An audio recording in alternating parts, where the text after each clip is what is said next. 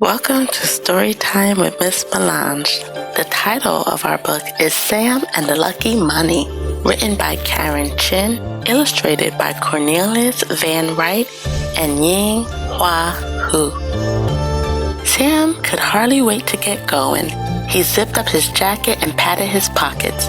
It was time to go to Chinatown for New Year's Day. Sam thought about sweet oranges and lucky money. Crisp dollar bills tucked in small red envelopes called lacies. Sam's grandparents gave him lacies every New Year. Each envelope was decorated with a symbol of luck: 2 golden mandarins, a Chinese junk, a Slytherin dragon, a giant peach. Sam's lacies were embossed in gold. Sam counted out $4. Boy, did he feel rich. His parents said he didn't have to buy a notebook or socks as usual. This year, he could spend his lucky money his way. "Sam," his mother called, "it's time to go shopping. Hurry so we don't miss the line." "Coming," said Sam. The streets hummed with the thump of drums and the clang of cymbals.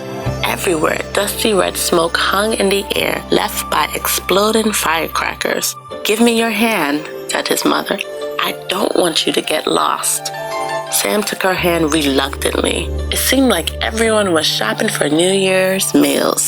There were so many people crowded around the overflowing vegetable bins that Sam had to look out for elbows and shopping bags.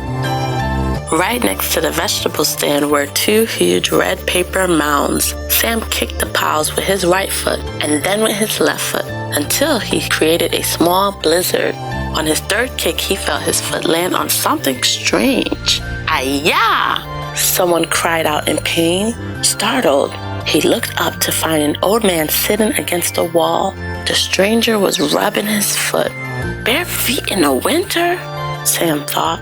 Where are his shoes? Sam stared at the man's dirty clothes as he backed away.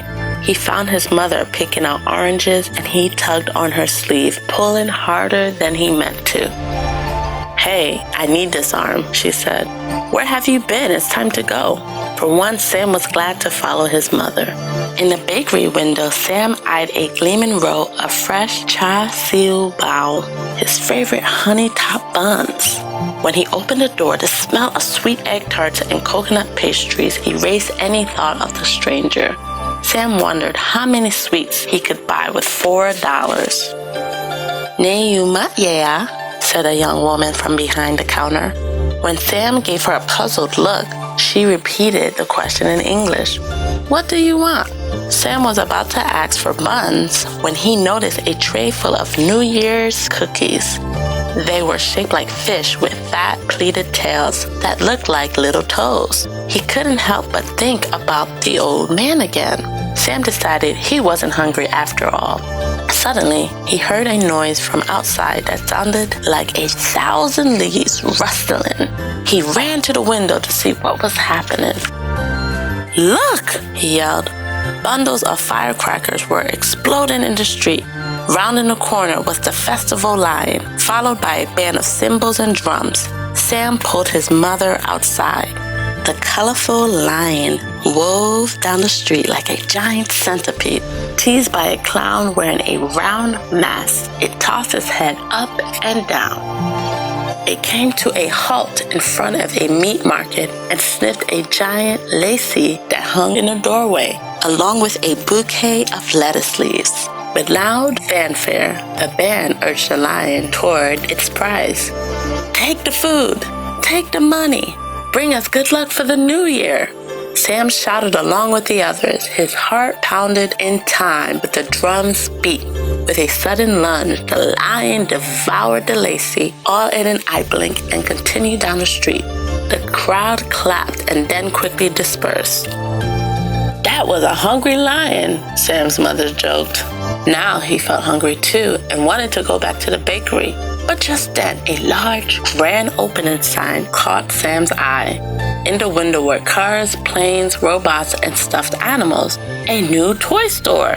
Just a place to spend his lucky money. Sam ran down one aisle, then another. He examined a police car with a wailing siren and flashing lights. He squeezed a talking pig and laughed at its loud oink oink. Then he spotted the basketballs. A new basketball was the perfect way to spend his lucky money. But when he saw the price tag, he got angry. "I only have $4, he shouted. "I can't buy this." In fact, everything he touched cost more than that. "What is $4 good for?" he complained, stamping his feet. His mother scrunched up her eyes, the way she always did when she scolded him, and guided him out the door. Sam couldn't help it. Even with all the shiny gold on them, the laces seemed worthless. "Sam, when someone gives you something, you should appreciate it," his mother said as she marched him along. Sam stuffed his laces back in his pockets. The sun had disappeared behind some clouds, and he was starting to feel the chill. He dragged his feet along the sidewalk. Suddenly, Sam saw a pair of bare feet and instantly recognized them. They belonged to the old man he had seen earlier. The man also remembered him and smiled. Sam froze in his steps, staring at the man's feet. His mother kept walking. When she turned back to check on Sam, she noticed the old man. "Oh," she said, shifting her shopping bags so she can dig in her purse for some coins. "Sorry, I only have a quarter." The man bowed his head several times in thanks. "He acts like it's $1,000,000, Sam thought, shaking his head.